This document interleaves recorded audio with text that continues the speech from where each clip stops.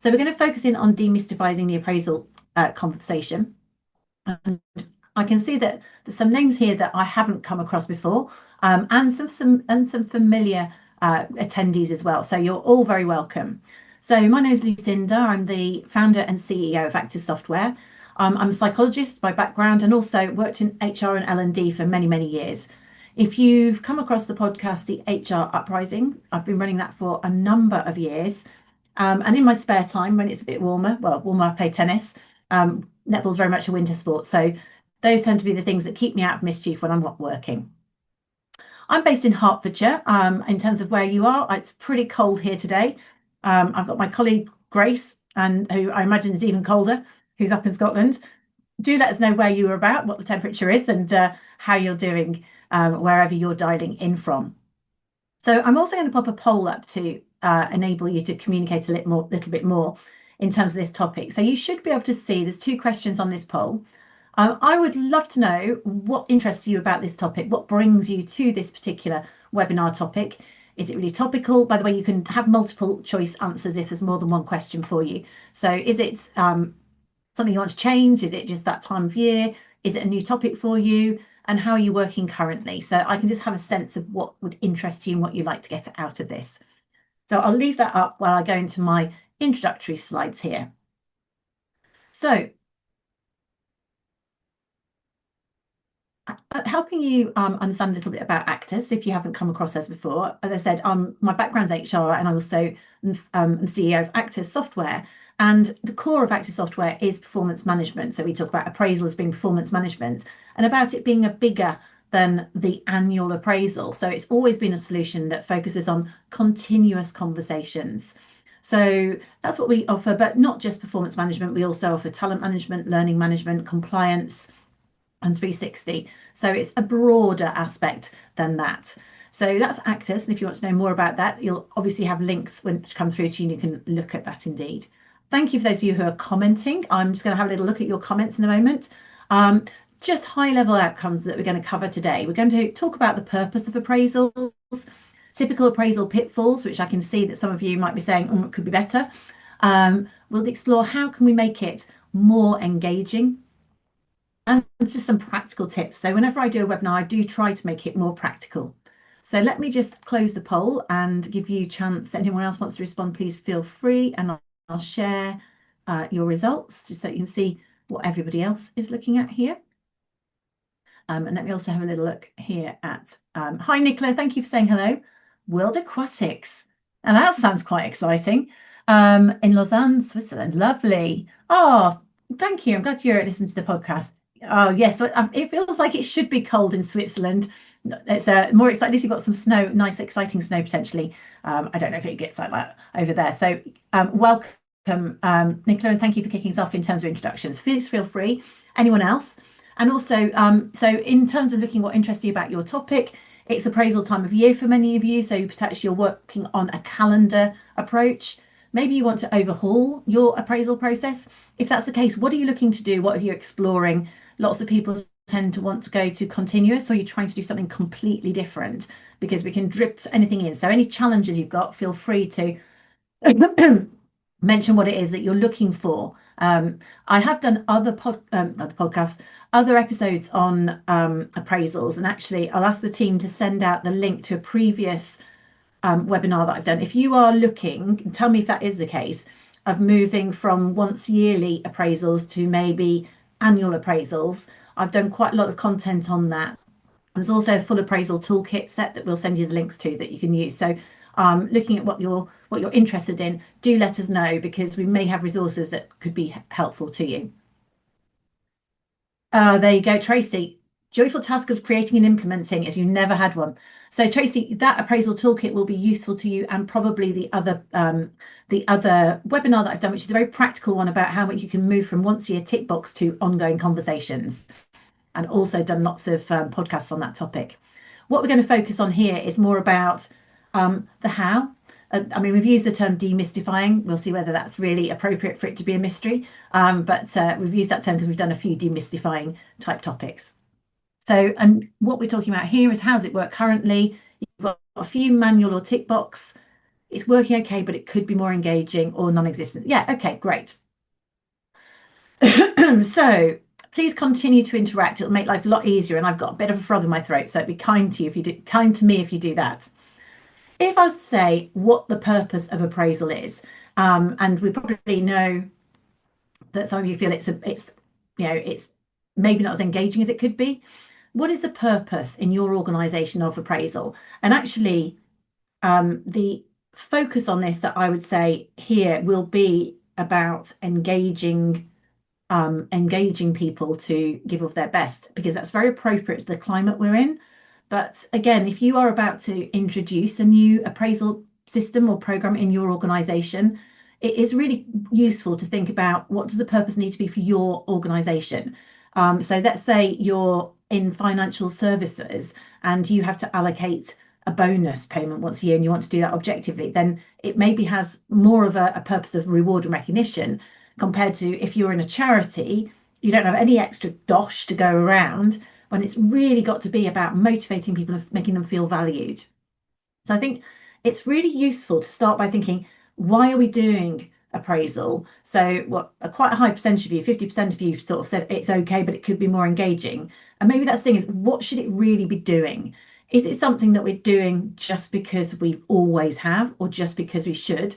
And think about how can we tweak it? And sometimes it's about the terminology you use, or even the the terminology you use either within the questions, or whether you call it appraisal. Do you call it an appraisal? Do you call it a review? Do you want to call it something totally different? So we've worked with customers where appraisal is one thing, but some people feel like it's very judgmental. A review sometimes is criticized for being backward looking. And then you've got this concept, well, if you want it to be more forward looking, should we be using different terminology? So an example that one of our clients has moved to is achievement conversations. So could we make it more about achievement?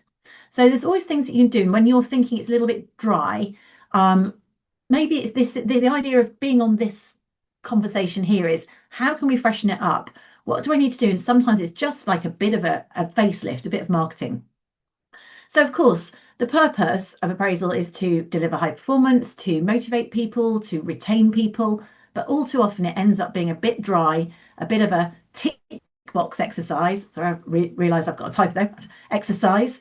Sometimes it's something that comes around once a year, and that feels like the only time the line manager is talking to the person about their performance. And you go from talking about tactical performance on a regular basis with people to all of a sudden talking about objectives that were set 12 months ago and haven't been touched on since. So you really want it to be something that it's not a tick box, it's not an annual surprise, it's not dominated by the manager where they are just doing it to that person. It feels very top down, and it's not just like going through the motions with the paperwork or a system driven. It needs to be something that's more holistic. Oh, thank you. Grace has dropped the previous webinar that could be useful if you wanted to embed that. What we want appraisals to be is an opportunity for shared understanding. So shared understanding between the individual, the line manager, and the organisation, really, about what your priorities are. So what's important, how you're doing from a performance point of view, and how your perspective aligns with your line manager. And it should be something which is about reflection and alignment. It should be future focused. It should be looking at people's opportunities to develop. And you really want it to be motivational and engaging. So it's something that we really want people to leave that feeling that it was a good a good use of their time, and that they feel valued. And one of the things I've talked about in previous webinars is the fact that in some organisations, if an appraisal is done badly, and there was a study done in 2012 actually in the NHS, and it was a large scale study, and they found that no appraisal was actually better than a poor quality appraisal in terms of motivation. So the real key is making sure that it's something that feels purposeful and valuable. And this, to be honest, if you'd come on a webinar with me 10 years ago, we would have said this, but we need to think about what is different and how do we refresh things for this day and age, because it are different times. It was different 10 years ago from how it is now. Well, lots of things are the same, but there are lots of differences that we should think about in terms of really revitalizing and refreshing. What we want to avoid in our appraisals is line managers that haven't prepared, things like recency bias. And there's a few biases that can creep in, and this is where we start thinking about what's different now compared to 10 years ago. Recency bias could be where you're only remembering what happened yesterday, or it could also be situational bias. So if you're a line manager and you're based in the office, but you've got part of your team that's remotely, it could be also from the proximity point of view that you see that people who you see on a regular basis, them as doing better than someone who's further away. So it might be that if you're not working closely with people on a day basis, your manager might not be providing the ideal quality. They might not feel like they've got enough examples of what the person's doing well. So there's something about hybrid working, remote working, that means that line managers need to be more alert to bias. So whether it's recency or proximity bias, we need to be aware of those. We want to be careful to make sure that people don't come over as overly critical. It's quite easy to go brush aside, especially in time frames where things are tough. Now, I don't know about your organisation, but I feel that a lot of the organisations I work with, everyone feels like it's a bit tough, whether it's budgets or, we're just post-COVID, or there's lots of doom and gloom out there. And so it can feel that there's enough things to be depressed about in the environment. We definitely don't want someone's appraisal to add to it.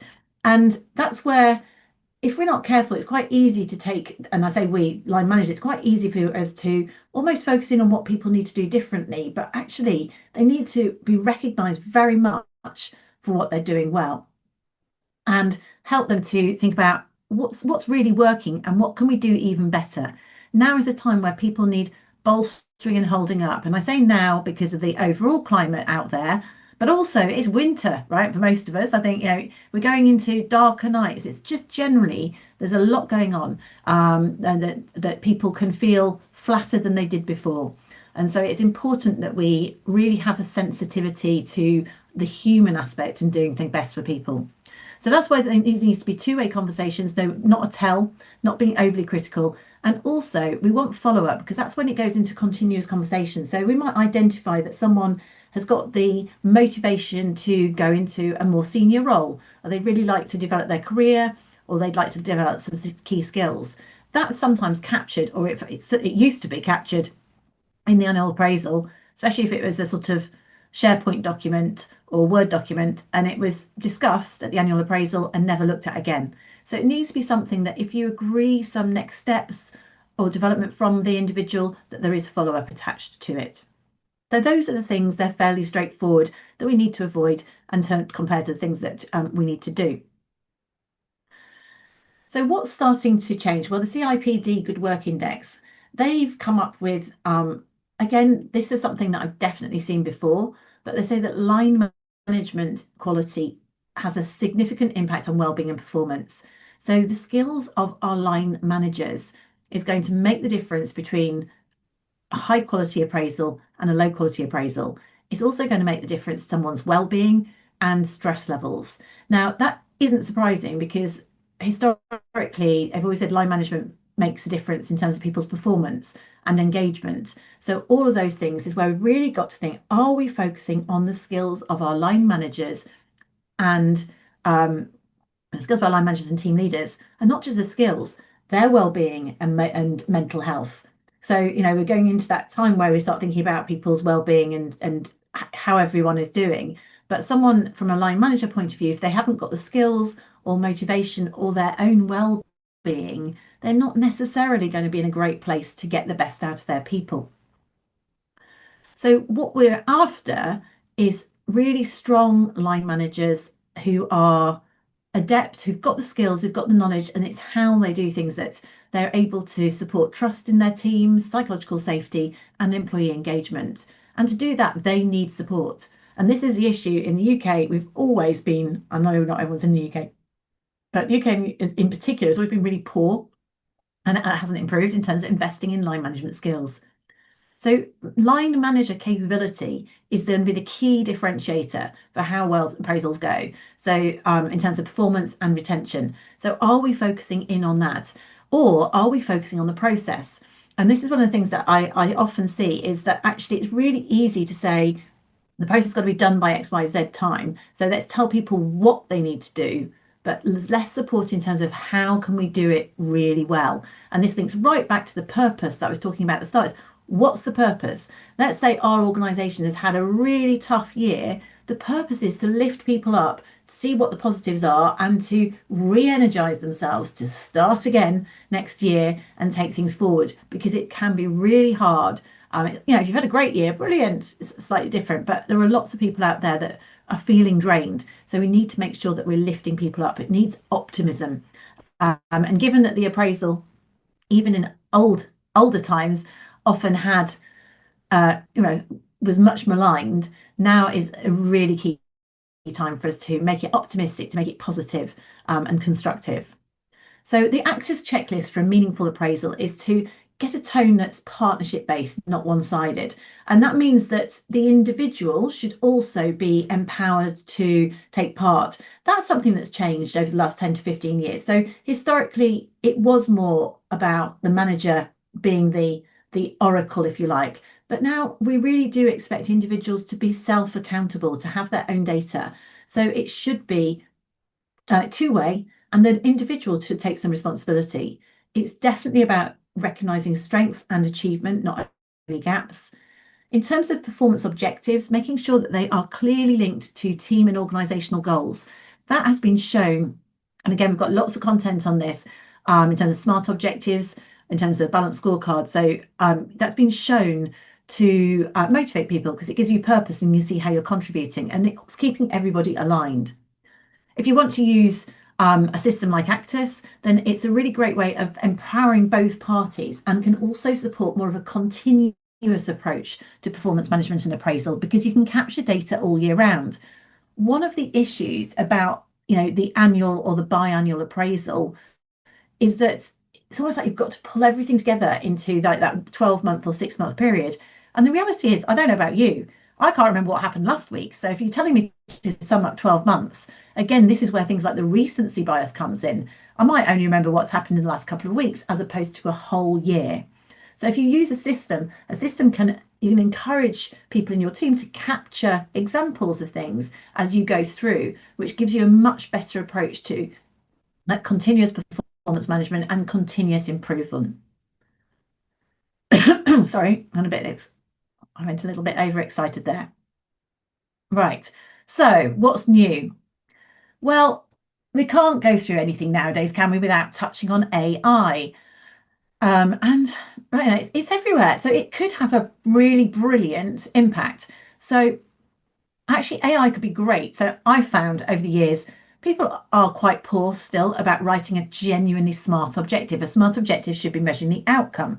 Now, it is a skill that I encourage people to learn, but you could take an objective somebody and you could run it through ChatGPT or Copilot and they could make it smarter. So that's a great way. You could use something like that, or you can use it integrated into a system.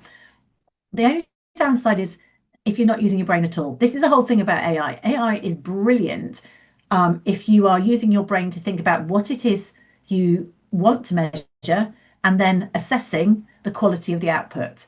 AI is not brilliant if you don't engage your brain either side of it to see whether it makes sense or not. So yeah, so it's got some benefits, but only with the human wrap. The other thing about AI, so you can access more ongoing information. You've got regular data sources, which in terms of that, you can go and sort of pull in data more easily. You could be tracking people through systems and measuring what they're doing and their progress compared to last year. So that could be really useful.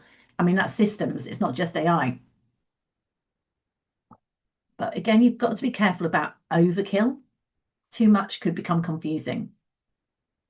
Now, other thing, AI tools can support pattern spotting. It can give you reminders, it can gather evidence. So it can be useful in those sort of things. But then do you want it to be so big brother that people feel watched and not trusted because they're tracked? So you've got to be careful about those elements. The main point for me is I would say that in this time where AI is growing in visibility, to say the least, for me, the human touch has never been more important. So as long as it's AI with a human wrap, as opposed to an AI wrap on everything human, then that's where I think you can get a real balance of using AI effectively within appraisal. So how do we use the human type? Now, I nearly had another AI, and I'm going to press you this, is it that if you were American, this would be a different kind of AI. Because we're using British English, this is an AE. So there's a model called appreciative inquiry, or appreciative inquiry if you're in America, which would make it AI. There's lots of ways in which you can use appreciative inquiry in terms of coaching skills. It's about giving people what they might dream about, but you could encourage your line managers to think, okay, just really simply, this is a nice feedback model. So okay, what went well last year, or this even could be in last week in a one-to-one. What would be even better if? So rather than going what went wrong, it's even better if. It would be an even better if we'd done this. Now, the difference between going, this went well, and it'd be even better if, it still gives you a development gap, but it's not focusing on the negatives and what went wrong. It's focusing on how you can take things forward more positively. So that's quite significant different, because it's taking you forwards in a constructive, future focused way. So you're still learning, and then you say, so what support would be needed, or what would we do to next time achieve that even better if approach? That's not to say you can't have gaps, but it's a much more constructive and forward thinking and optimistic. In these times where we need to be brighter and more optimistic, it's a more optimistic approach to it. And linked very much to this is how we make our managers make our appraisals more meaningful.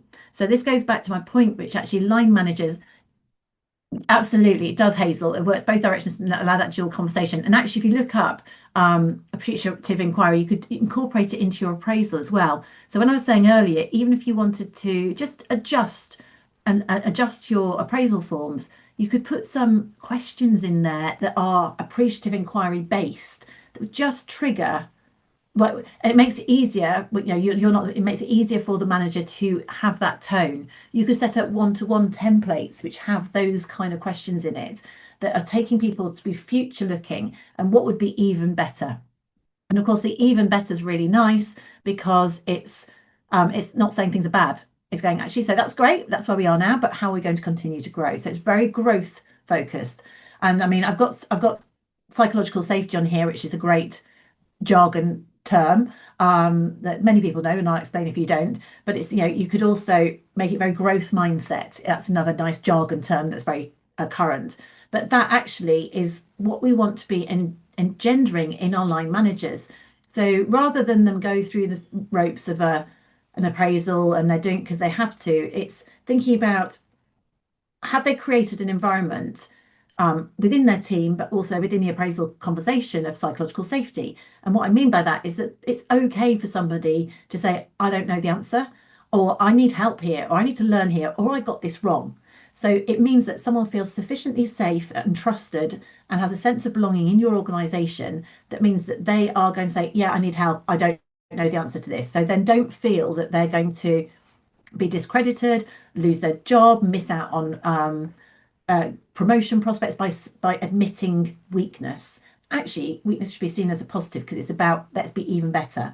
So that kind of language, that appreciative inquiry approach, can really boost psychological safety. It's very much about growth mindset, as I was saying there, which is where it's believing that we can all grow throughout our careers. It's focusing on strengths, having a shared understanding, not just of what your performance is, but where you want to go with that. You've got to make sure that people have also got clear expectations in terms of how they grow, and you can use that appreciative inquiry, even better if type language, to make it really positive. Now, you can have the same effect with somebody who's got some development areas, but by using the sort of positive future focused terminology and tone, it's going to be so much more positive and constructive and motivational than something that is more sort of traditional, more sort of gaps, more going through the motions, which is actually going to let everyone feel flat. And what we want to do is say the purpose, really, regardless of whether you're going to allocate ratings or other things, the purpose has to be about lifting people up, because it should be anyway, but actually times are hard enough. And the last thing you need to do is have an appraisal that isn't working for people, isn't lifting people, isn't making you feel more motivated. So we need to encourage our line managers to be celebrating achievements, to acknowledge efforts, to frame growth positively, co-create goals, and connect to personal drivers. That's something which it needs to be personalized. So, one person might be really highly motivated by promotion opportunities, or another one might really be motivated by having the opportunity to go and learn some new skills. Someone else might be motivated to go out and train their dog, as per the picture, and therefore they want to get their work done as quickly as possible, but go and have some space to be able to take time for them. Whatever it is, it's understanding what those personal drivers are. And this is about managers who are good at engagement, understand individuals as individuals, because that's what's going to get the best out of them. So we need to make it motivating. Now, you know what? I don't think AI can do that yet. So I am feeling that this is something where, again, we've just got to keep reminding people it's about that human touch. So some questions that you could incorporate into, if you wanted just to revitalize, if you've got appraisal coming up soon, not a lot you can do to it, you could tweak some of these questions or give these questions as a nice little handout to managers, the sort of things they should be using. So it could be something like, what achievements are you most proud of this year? When did you feel you were at your best? What strengths helped you to succeed? What conditions help you perform at your best? Maybe you want to come into the office more. Maybe you want to come into the office less. What would great look like next year, and what support would help you get there? You don't have to use all of them, but those are just nice examples. So if you want to help your line managers, lift their conversations, these are the sort of things that you could feed into your achievement conversations. So a little bit of rebranding, a little bit of steer could really help there. So in summary, what I would say in terms of the appraisal is that ongoing conversations, we've only touched on it here because I've done lots on it previously, and Grace has dropped that into the chat. So if you want to know how to build in ongoing conversations with or without Actus, obviously we'd love to help you if you want to use Actus, but there's a process that I've defined that you could use to make it quite easy. You want to make sure that it's development and future focused. By all means, if you've got a system, use it to streamline, guide. And by guide, I'm saying either it's give it a framework, but maybe even guide the type of questions to make them really positive. Think about whether your managers have got the skills, and the skills in terms of reminding them that the purpose of appraisal is to lift people up, is to make them motivated, make them valued to come and go again next year. So they might need more training in how to do this as opposed to what to do. So if that makes sense. So it might be worth doing a little lunch and learn on appreciative inquiry questions or psychological safety. Some of those soft, and I hesitate to say fluffy, because they're not fluffy, they're absolutely critical, then those sort of elements would be really good. And I think something like AI, it's not the enemy, but it's also not the answer. Now, I'm happy to take questions in the chat because I'm just going to wrap up now. The main point that I would leave you on is that appraisals don't really need demystifying. We might have said demystify appraisal in terms of our title, but actually it's quite simple. There is no mystery. It's something which is all about the human touch. It should be about human connection. It should be about getting the best out of people. And that's quite simple. Although simple doesn't always happen in a very complicated, noisy world where managers maybe aren't clear that that's their purpose, or haven't been given the skills, or maybe haven't been given the support, they may not be likely to do it. So it's really, I'd say, is to do it well, is focus in on how can you make sure that this year's set of appraisals are really ultimately human. So if you have any questions or otherwise, please let me know. I'll keep an eye on the chat. Here's a great question, Tracy. Would you use the same appraisal for all departments or have varied ones? So I would say, Tracy, that if you can make it, the main thing is to make it relevant. Okay, so let me give you a simplistic example. If I've got a manufacturing organisation and we've got people that work on the shop floor that really want quite high level, they haven't got really detailed objectives, and then I'd maybe make sure that theirs is appropriately simple. to their role. Whereas you could have somebody in a really complex role who is highly motivated, and they're starting out and they want to climb the ladder. So you might make sure that theirs has got things like behaviours and competencies in there.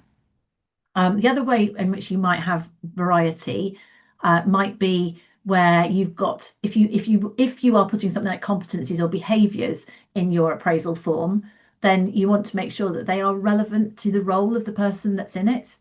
So the answer really is it depends. The main thing, however, is I would say simple is better always, because if it becomes too complex or too long, then there's no way the line manager is going to have time to do that human bit because they're so busy trying to wade through it, frankly. So it's less is more with these sort of things, but it should be relevant. So that, and more than happy to chat offline, but that would be my general piece. Right, Nicola, we have a white paper that will arrange to be sent to you called To Rate or Not to Rate. I've also done podcast episodes on that. And just while I've got other people on here, I'm just going to mention this performance appraisal toolkit, because I know some people might drop off. We'll send links to it. It's got loads of content, some of which we're talking about here. Don't think it's got to rate or not to rate in there. That's coming out to you. Let me also, if you want to sign up for any of our future webinars, there's a QR code on the screen. So if I leave that while I answer these questions for you, and there's all other links